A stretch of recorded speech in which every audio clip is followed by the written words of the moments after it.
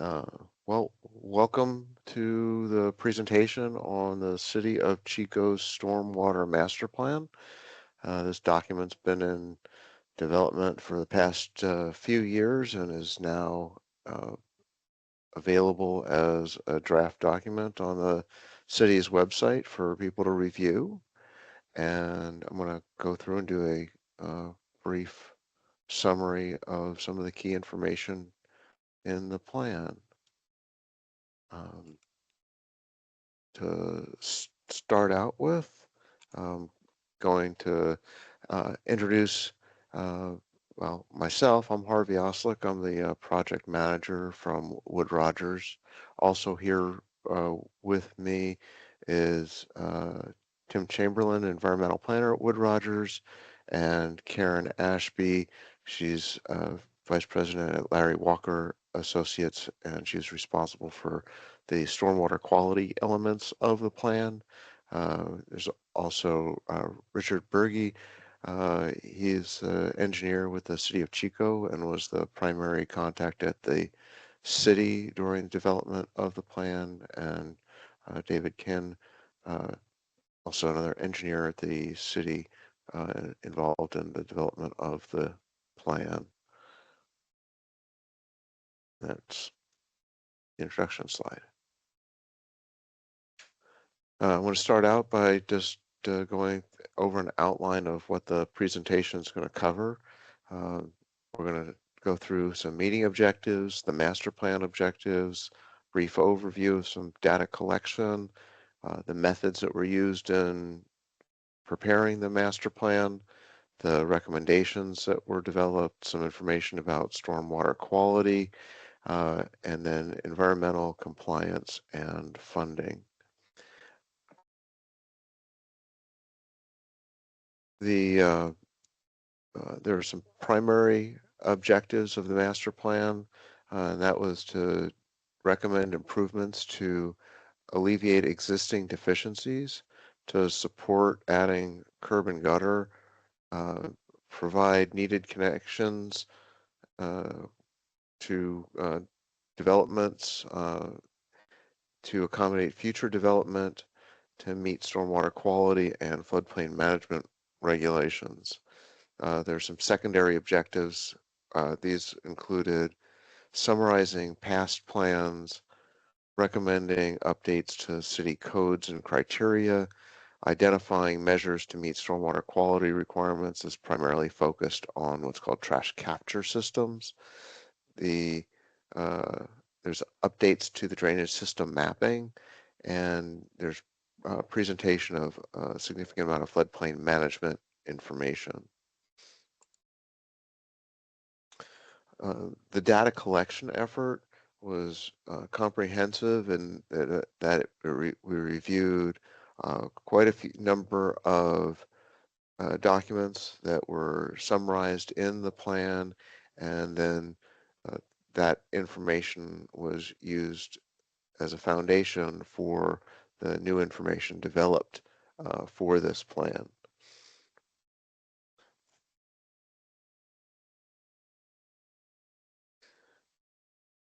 One element of the plan that's very helpful to understand is that when you're dealing with drainage, you're dealing a lot with where the water's going on the surface, and having accurate topographic data is key to that. And we're fortunate enough to have high resolution topographic mapping, so you could see that we could the various colors show different elevations on this figure, and you can see in that color change where there's low points along the streets, where there's basins, and that information is useful to understand how water flows on the surface, where it collects in storm drains, and how the whole system works. In addition to having comprehensive topographic data, there was a lot of field data that was collected looking at catch basins and detention basins and the streams through the city. Um, And in addition to there's record drawings. These are the um, plans of what was actually built. So we could look at system mapping, and we could look at plans to make sure that where we needed very accurate information to understand the drainage system, we were able to collect that data. Uh, Another important thing to start with was an understanding of the problem areas within the city. And this map shows where there are inadequate inlets. Those are like the red dots.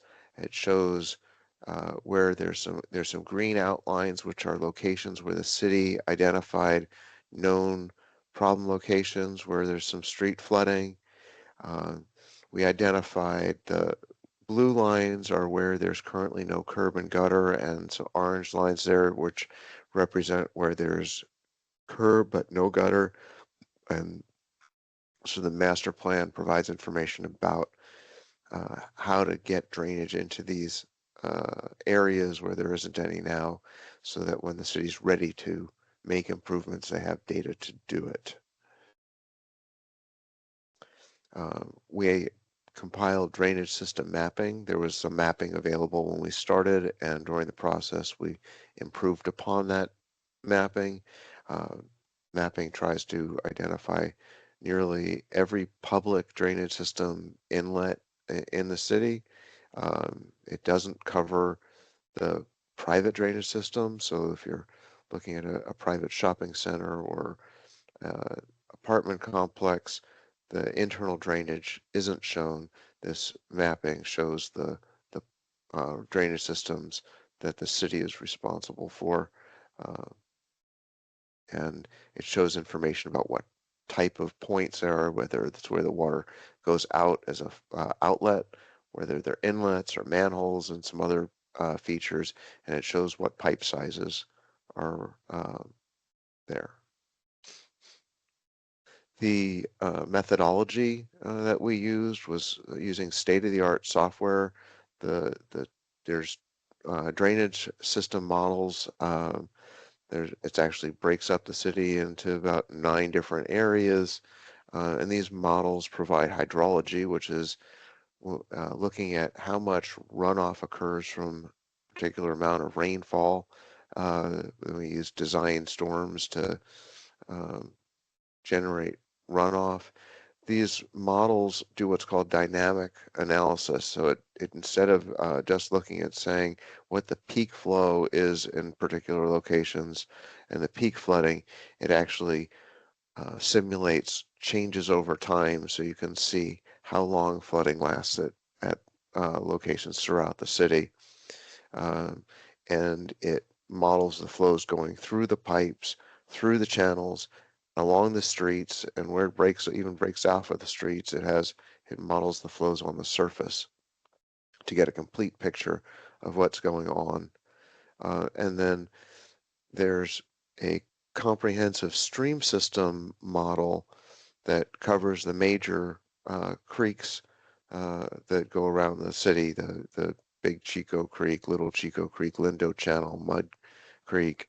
uh, all those channels are in this comprehensive stream system model, and that's used for understanding the stream operations and evaluating the levees. Uh, the net result is to provide mapping that shows realistic conditions consistent with observed conditions. So the city staff had in-house experience on understanding where there's streets that flood, uh, that they confirmed that the models produced realistic results, that it shows some street flooding where the city's experienced street flooding, uh, in areas where they've never experienced flooding, uh, and they know that they never experienced flooding there. The models were checked to make sure that it wasn't showing flooding in unrealistic. locations. And there's maps for what we call the 2-year, 10-year, and 100-year conditions.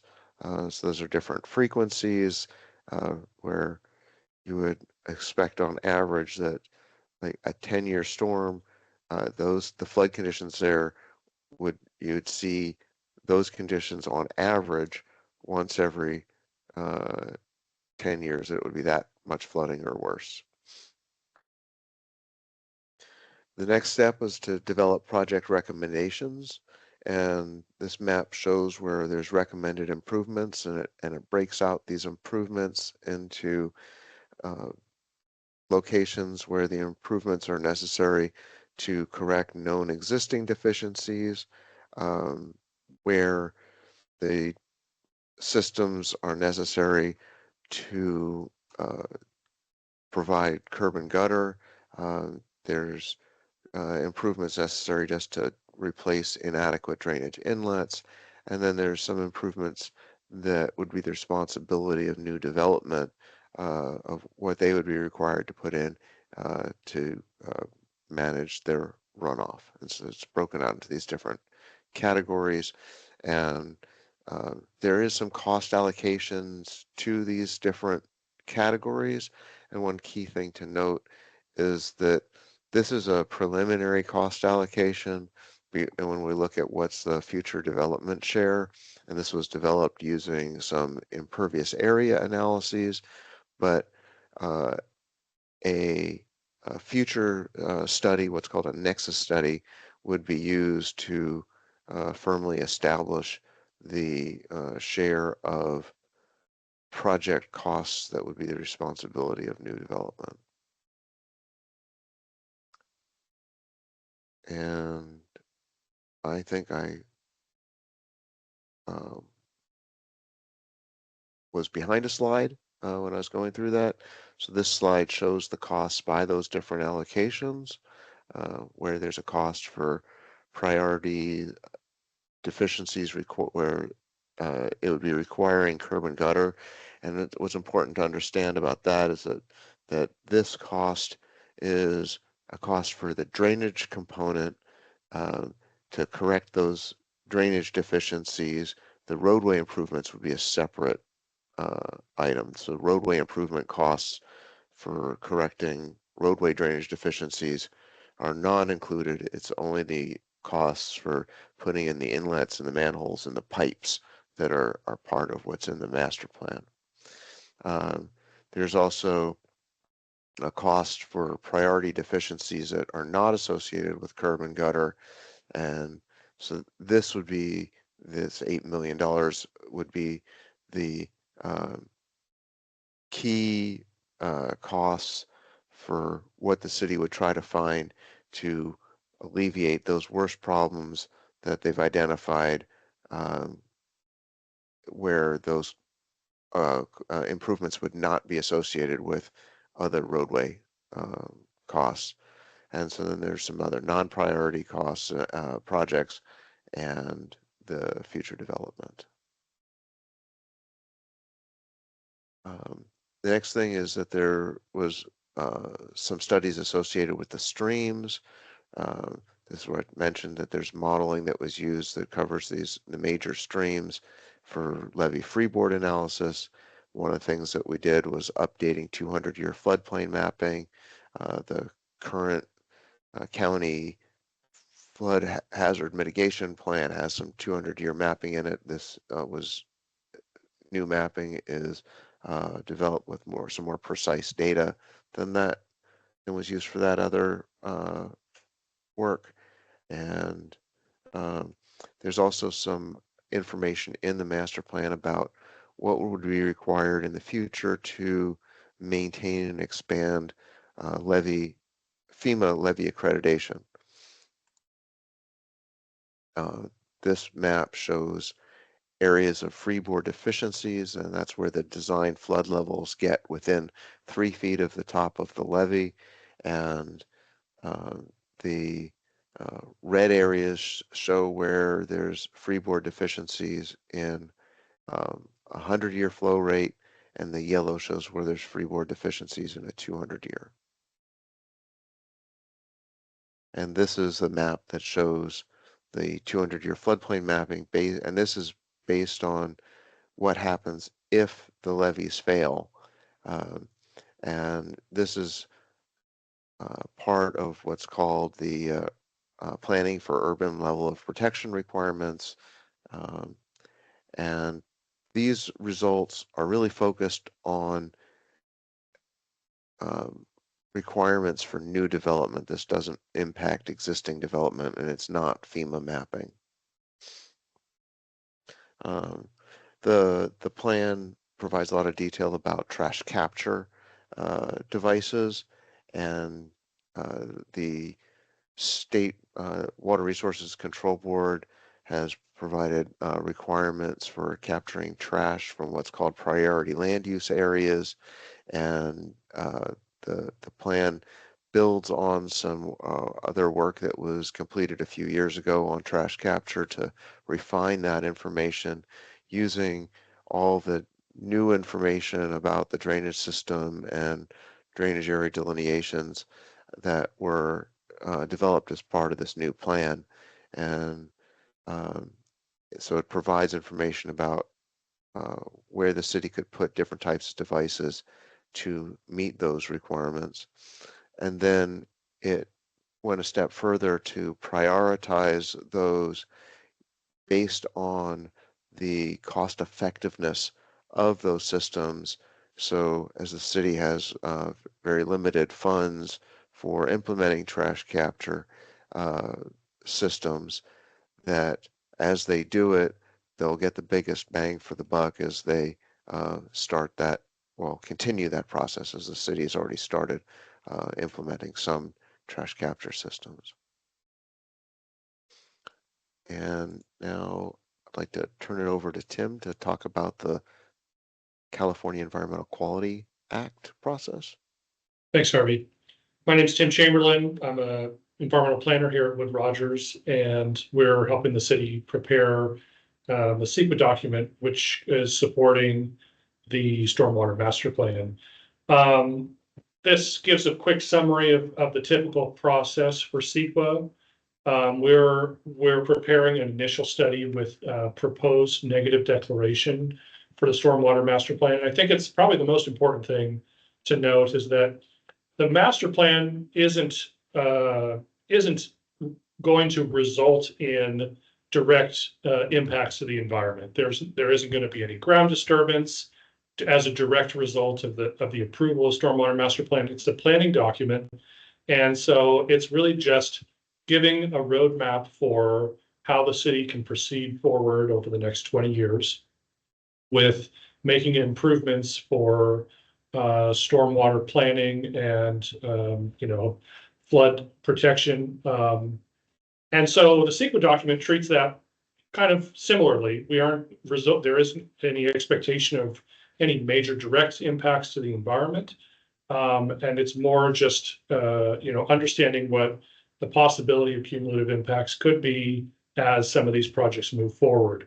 But I think the key important information is that individual projects, new development, or actual stormwater improvement projects will each need to go through their own separate project-specific CEQA analysis. Some of those projects may be exempt from CEQA if they're pretty minor, but others will need a full CEQA document for those projects individually.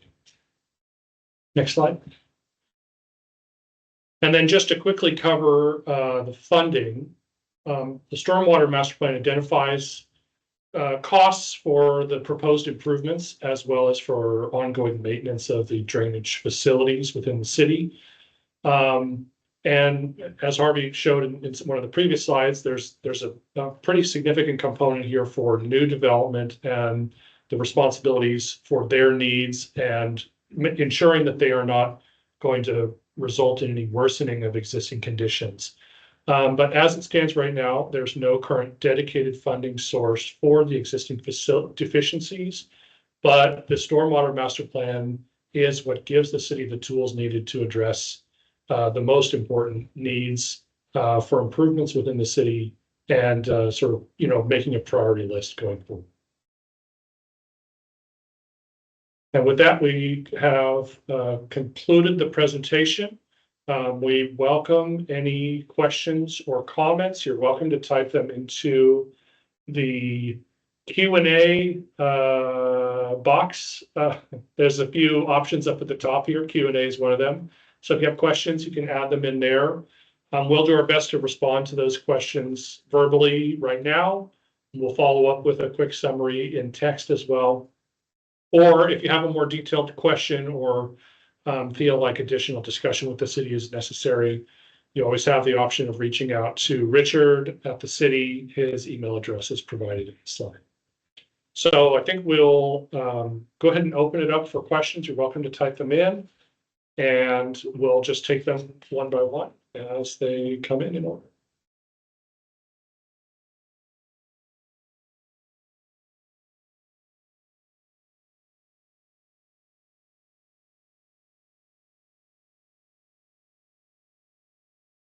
All right. Question here. Are provisions being made to include in these plans the possibility of sediment buildup along Mud Creek and other Chico creeks due to burn scar runoff from current park fire, and to account for the possibility of future big fires in the area that may create clogged systems and potential flooding? Hey, a very interesting question, and that the master plan actually does not address the burn and potential impacts of um, the risk of high sediment loads and things like that from fire. The information that we've developed for the plan, the models, etc., has been shared through the city to CAL FIRE, and CAL FIRE has they have people with the expertise that are taking this information to help do the burn mitigation work.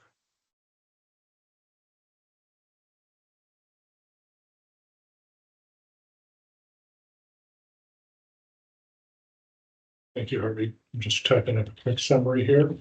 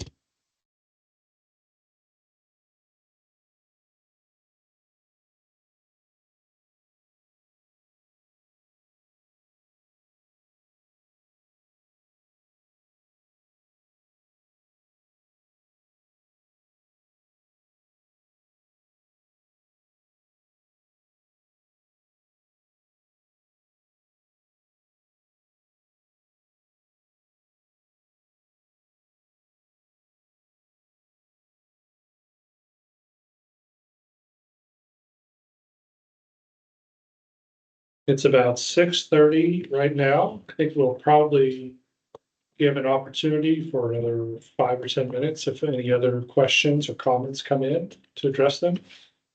But if we receive none, let's say by 6:35 or a little after, then I think we'll probably consider the meeting complete.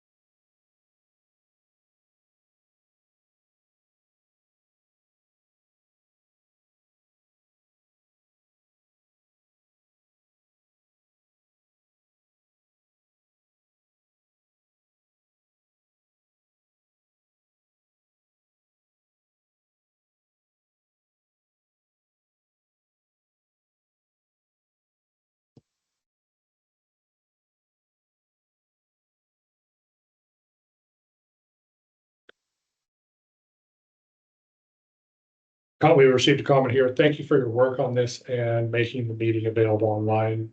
Appreciate the comments and thank you very much for attending.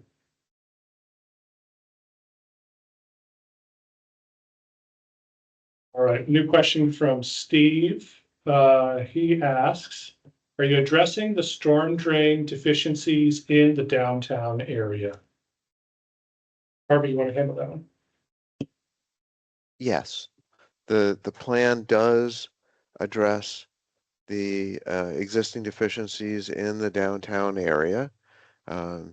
There's um, a number of different levels of deficiencies.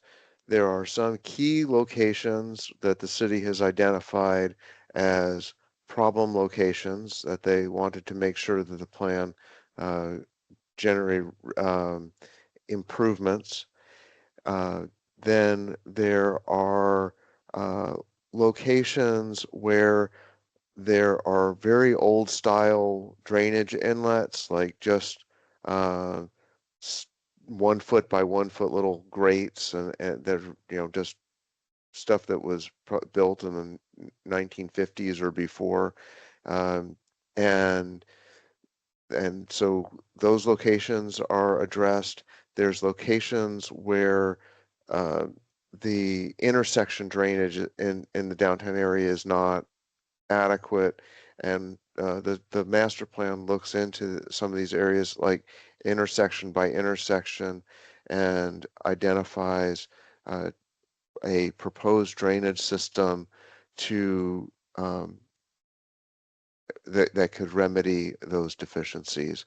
Uh, and then, those are broken out into different categories depending on their priorities. And there's also within the master plan uh, improvements by region. So if you got into the master plan, you could look and see that there's actually a map that shows um, the different project areas, and then there's some cost summaries by those project areas. So if you're looking at a particular area of downtown, you could see which which costs cover that area.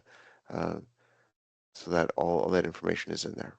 Harvey, I think it's possible Steve may have joined halfway through the presentation. Do you want to pull up the slide that shows the deficiencies that were identified? I think that might also help. If he's Very interested in good. looking at the full plan, that may Right, be helpful directing. right. Yeah. So, and there's more information and there's many more plots than are what's shown on this presentation.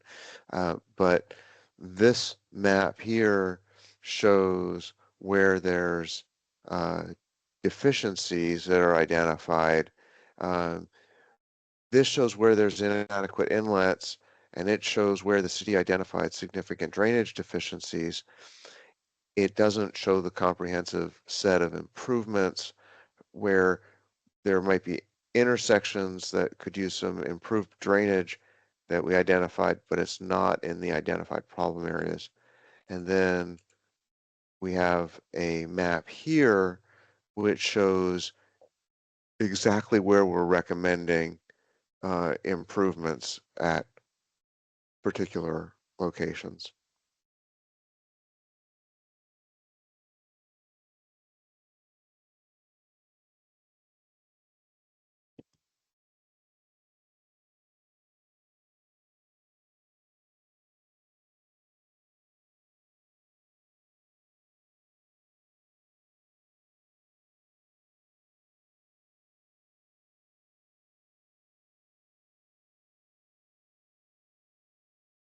Thanks for your comment, Steve.